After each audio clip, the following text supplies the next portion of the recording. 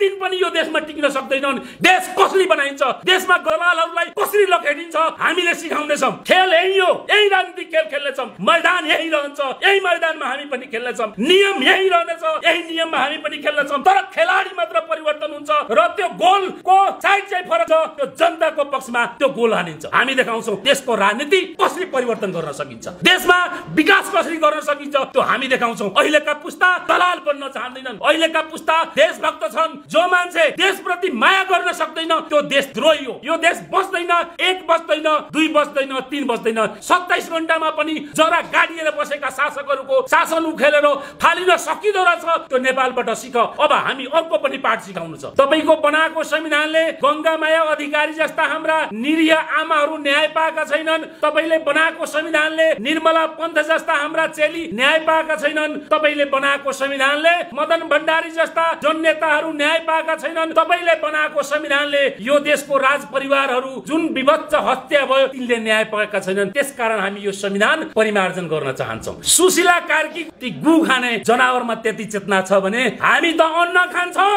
हामी एक ठाउँमा किन आउन सक्दैनौँ? हाम्रो समाजको रक्षाको लागि हामी एक ठाउँमा किन आउन सक्दैनौँ? अब आउनु पर्छ। तपाई आएन भने भोलिको दिनमा यो देश नरहन सक्छ। यो अन्तिम क्रान्तिको पहिला शहीद हुने हो भने एसपी पहिला शहीद हुने घोषणा गर्दै सुशीला कार्कीको सरकारलाई हेर्ने हो भने यो मान्छेसँग जुन सत्ता चलाउने अभ्यास छैन, यी व्यक्तिसँग त्यो व्यक्तिलाई सत्ताको अनुभव छैन, त्यस्ता व्यक्तिले सत्ता चलाउँदाखेरि के हुन्छ? मजाले बसेर गीत गाएर बसेकी छिन्। गधा र घोडाको क्रस भयो भने त्यहाँ खच्चड जन्मिन्छ र अगाडिबाट हेर्दाखेरि घोडा जस्तो देखिन्छ, पछाडिबाट हेर्दाखेरि गधा जस्तो देखिन्छ। त्यो हो खच्चड। अब अहिले हेर्दाखेरि यो सरकार जस्तो देखिएको छ, तर सरकार चाहिँ न गधा हो न घोडा हो, खच्चड हो। अनि त्यसलाई गर्ने चाहिँ के हो? न उसँग राजनीतिक ज्ञान छ न देश चलाउने ज्ञान छ। ती व्यक्तिले राजनीतिक सत्ता सम्हाल्दाखेरि के देश यो निकास हुन्छ? अहिले अमेरिकामा पनि सक्षम र योग्य व्यक्ति को छ भने ती ट्रम्प भन्दा पनि योग्य व्यक्तिहरू त्यहाँको नागरिकहरू खोज्दैछन्। हाम्रो देशमा सबभन्दा भ्रष्ट को छ भने त्यो प्रतिस्पर्धा हाम्रो देशमा चलेको छ। जो सबभन्दा झुट बोल्न सक्छ, जनतालाई ढाट्न सक्छ, जनतालाई छल्न सक्छ,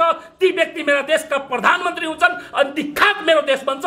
मेरो देश बनाउने हो भने योग्य व्यक्तिहरू, योग्य शासकहरू यो देशमा आउनुपर्छ।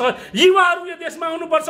जो निष्कलङ्क होस्, जो कुनै दाग लागेको नहोस्, जोमा ऊर्जा होस्, देश बनाउने जुनून होस्, देश बनाउने इच्छा शक्ति होस्, त्यस्तो व्यक्ति जबसम्म यो देशमा आउँदैन तबसम्म यो देश बन्दैन। यो देश बनाउनको लागि जेनजीले एउटा विद्रोह गर्यो। त्यो विद्रोह नै हो, त्यो क्रान्ति हो। विश्वले पनि, विश्वका युनिभर्सिटीहरूमा अहिले यी विद्रोहको विषयमा पढाइ हुँदैछ।